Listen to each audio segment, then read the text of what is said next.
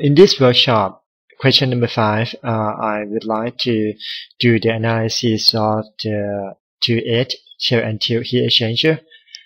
The shell size has ID of 39 inch in diameter, and also we do have the tube size with includes 1024 tubes in this shell, and the material using is carbon steel with a K value thermal conductivity equal to 40 in SI unit.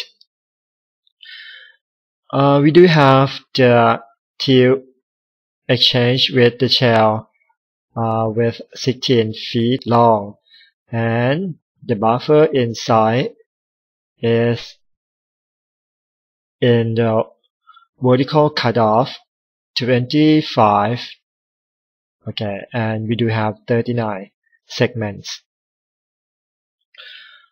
with the arrangement of the tube of 90 degree under the tube pitch of 1 inch, and the tube nozzle contained with the in and out of 4 inch schedule 40. In tube size, styrene will flow in, and in shell side, 2-in will flow in. And the shell side should have horizontal buffer.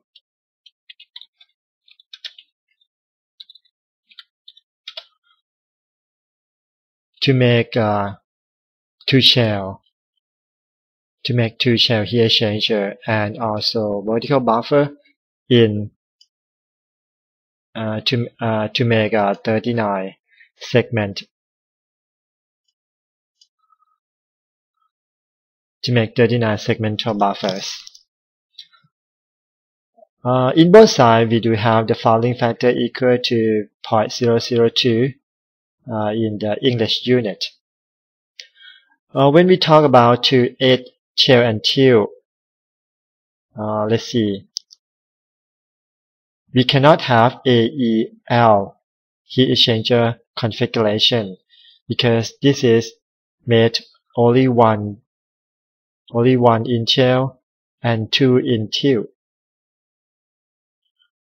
To make 2/8 shell and tube, you have to change the configuration to AFL, because in shell you can have 2 flow here, in and out, while the E will have only 1. So the configuration needs to be changed to AFL. This is the figure showing that we can have plenty of tubes arranged in shell, and of course we do need we have a buffer that the tube can slide into, and this is the percent cutoff. So we can have 20 or 25% cutoff of the buffer here, and the buffer will be arranged in vertical, while the horizontal buffer based on the shell. Okay, let's go to the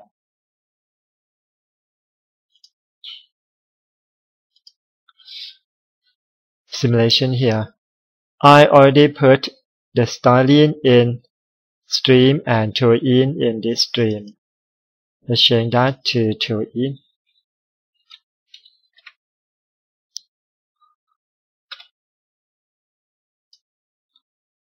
And of course the temperature, pressure here already have it in the handout. So let's connect that.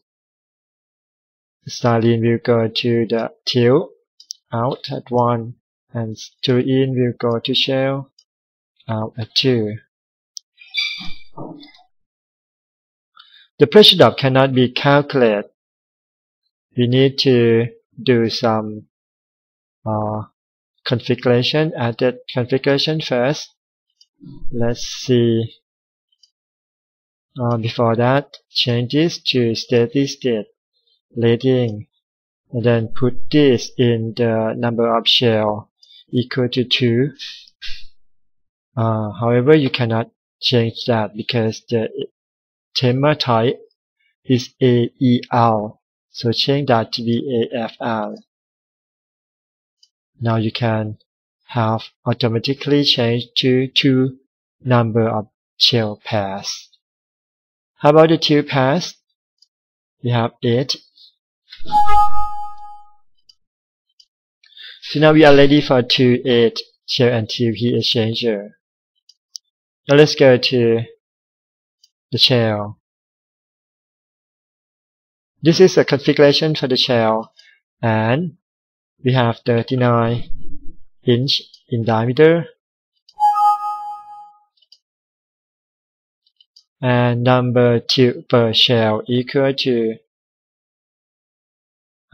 let's see, 1024, and the tube pitch equal to 1 inch with 90 degree square and falling up to 002 in English unit. Shell buffer.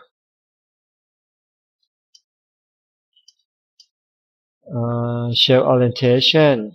This is must talking about the buffer in vertical, which has 25% cut off, and then go to the buffer space that we have 39. So in 39 segmental buffer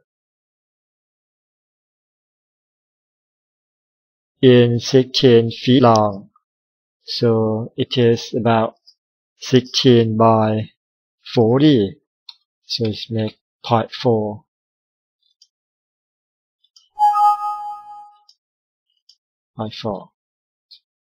Okay, let's go to the tube. We have to check that. We have to delete that first.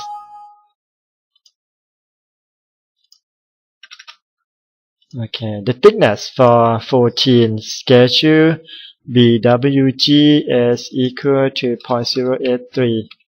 This is find out from the website, and the inner diameter is 0.75 inch. So this makes the OD equal to 23, and the fouling factor is of course 0.002 in SRR in English unit, while the tube length is equal to 16 feet.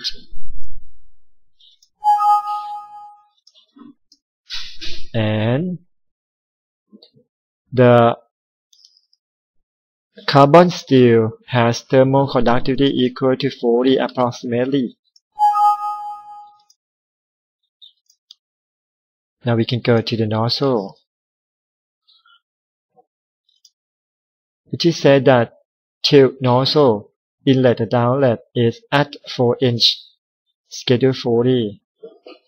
So go to this equal to 4 inch, schedule 40. Actually, you have to go to the schedule 40 of 4 inch. Let's make that lovely. This one as well.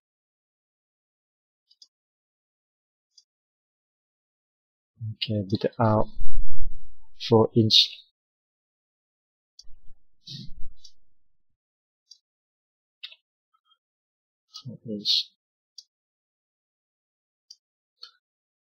Alright.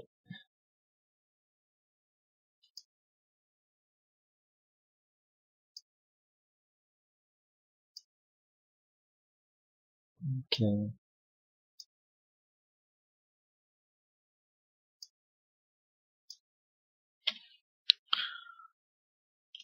Well, I think we need to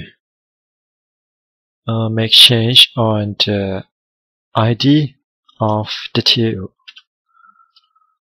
I forgot, this should be 0.75 3/4 in inch. OD, not ID. So according to this, we can see that the FT is quite low for this 2.8 shell and tube heat exchanger with the heat flow is nice, but only FT is not good. So what we have to check, another one, is pressure drop, and we found that the pressure drop in this case is about 66 psi, and for the shell side, and for the tube side is 6.7. So the pressure drop in shell side is too high, greater than 10 psi. So we need to do something on that. One thing that we can do is to expand the buffer, because the problem is happen in shell size. So we can make the change on the buffer. Let's make that to be 10 inch.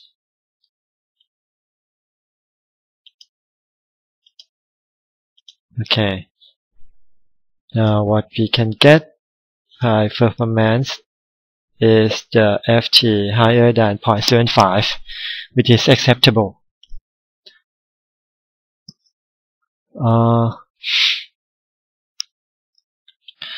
If I don't do by expand the buffer spacing, I move back to 0.4 feet of spacing as originally. So what we can do is to change the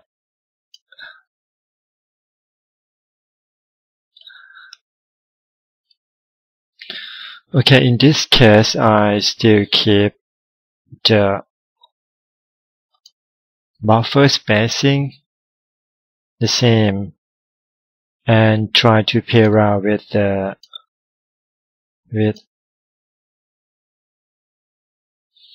the configuration. First we try with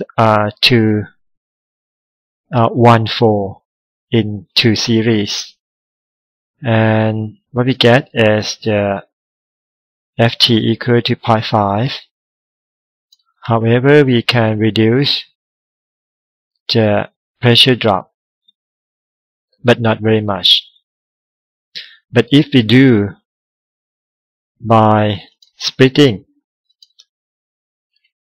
this into 2 parallels, we found that the pressure drop can be reduced a lot.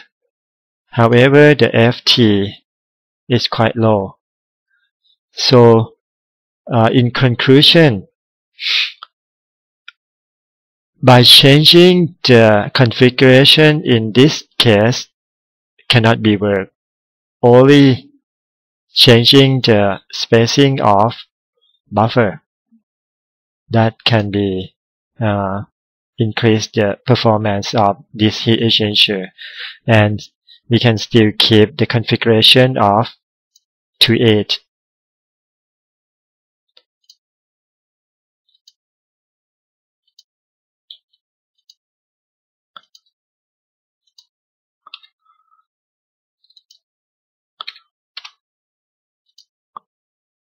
Okay, and that will make the FT. Oh, what happened? Oh, okay. This is I need to change the buffer spacing to 10 inch. and what we will get is the FT equal to 0.8, which is satisfied to our design. Okay, thank you for the understanding, and that's all we do for the heat exchanger. Thank you and goodbye.